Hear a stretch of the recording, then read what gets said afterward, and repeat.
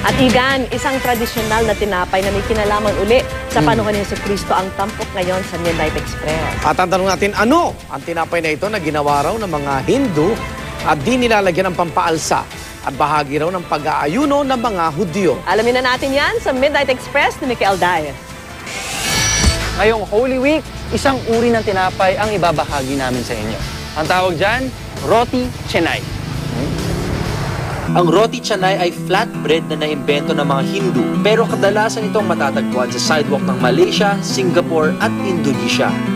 Ito ay gawa sa harina na hinuhulma ng manipis at saka papainitan. What's special about it is that ano siya, unleavened. Pag sinabi mong unleavened, hindi siya nilalagyan ng mga baking powder, mga baking, yung pampaalsa ng tinapay. Kasi it has something to do with the tradition or belief ng mga Jew. Pag yung kinain mong pagkain, may lason, di ba?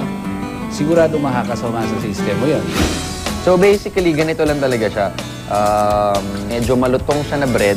Actually, malutong lang sa labas, malambot sa loob. Okay? Tapos, pinupunit-punit mo lang siya. Sausawan, sausaw, mainit pa siya.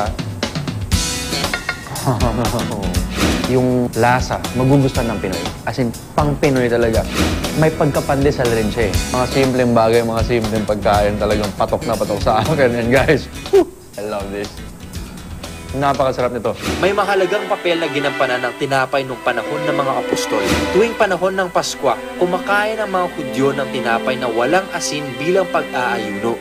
Sa gitna ng kaguluhan at kalungkutan sa buong mundo, alalahanin lagi natin na nandyan ang tinapay ng buhay na siyang magbibigay ng lakas sa ating lahat. Ako po si Michael Diaz. This is Midnight Express. Don't forget to pray, guys.